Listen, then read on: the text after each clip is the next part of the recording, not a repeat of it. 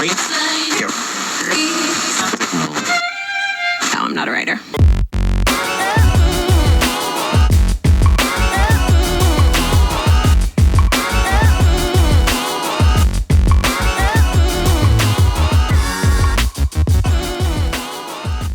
Hey YouTube, CS Media here.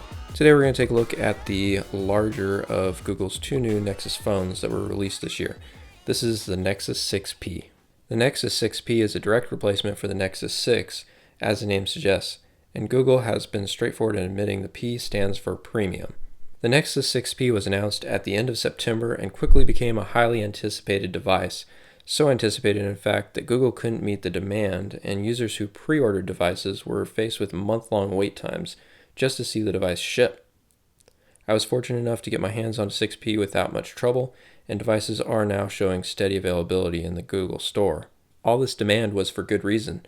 After experiencing the phone myself, I just couldn't help but add it to my list of favorite devices. We all know the Nexus 6 was a large phone, and the 6P is just as tall, but that's where the size war ends. The 6P is narrower and flatter than the 6, but the major difference can be found in the flat sides of the phone, which make holding the 6P with one hand much easier.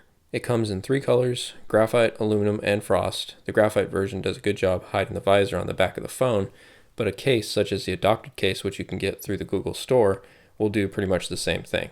Continuing with the premium theme, the all-metal body provides a decent weight and feel to the phone. Well-positioned power and volume buttons along the right-hand side complete the overall clean look of the phone. The buttons themselves are easy to find and provide solid feedback when pressed. The camera bump on the back of the phone extends edge to edge, which allows it to sit flat on the table for stable typing. One of my favorite new pieces of hardware on this phone is the Nexus fingerprint sensor. Google calls this Nexus imprint, and it functions just as well, if not better, than the iPhone Touch ID.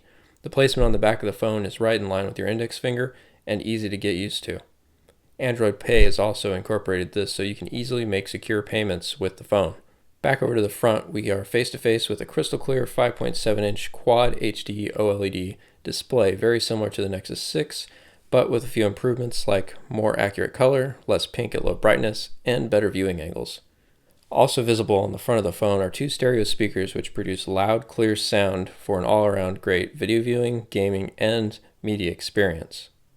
Inside the phone, we'll find a Snapdragon 810 version 2.1 chip, Arduino 430 GPU, 3 GB of RAM, and storage options of 32, 64, or 128 GB. Coupled with the new Android 6.0 Marshmallow, this high-end hardware creates a seamless user interface that is ready to handle whatever your daily life can put it through. Throughout my daily use of the phone, I couldn't find a single situation where it felt like it was unable to keep up.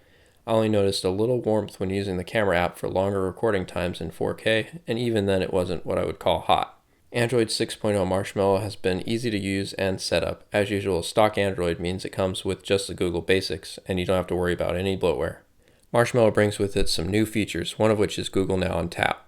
Where Google Now uses cards, Google Now on Tap lets you conveniently search for useful information directly from your current screen. It does this by scanning the screen and then searching for recognized words. The great thing about this feature is it eliminates the need for you to do a search for the information, as it is already there for you. I really hope this tool continues to develop and get faster, as it is a cool feature. Battery life on this phone has been quite good for a phone of this size, considering it has such a large screen. I've gone a whole day without charging and it still has 40% left.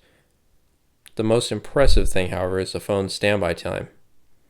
Marshmallow implements a new feature called Doze. If your phone is at rest, it will automatically enter a sleep state, conserving battery, but will still receive notifications.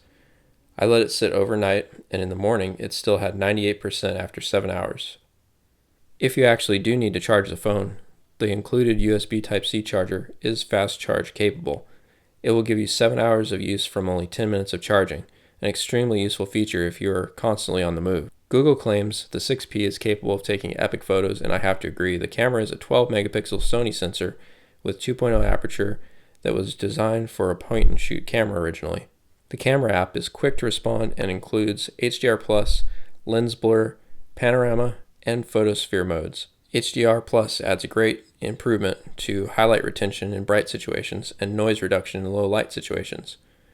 Image stabilization for 4K video is limited, but recording at 1080 greatly smooths out your otherwise shaky video.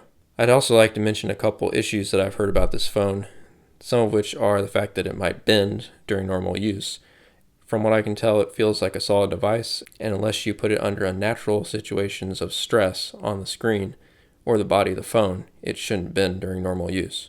Another issue I've heard of is screenshots being almost impossible to take once the phone is inside a case. But as you can see, here's the phone outside of a case taking a screenshot, and here's the phone inside Google's official adopted case taking the exact same screenshot using the exact same method. It's just as easy. In the end, this phone would be an easy buy for a smartphone that can meet my everyday needs without breaking the bank. Something that can browse the web, stream video, game, capture quality pictures, and get through the day without missing a beat. So here's 2 thumbs up for the Google Nexus 6P from Huawei. So that's pretty much it for the review of the Nexus 6P.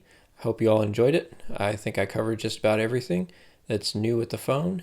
And if you have any questions or comments, feel free to leave those down below in the comments section under this video. Be sure to like the video, and if you enjoyed this and would like to see more, feel free to subscribe to the channel. Thanks for watching.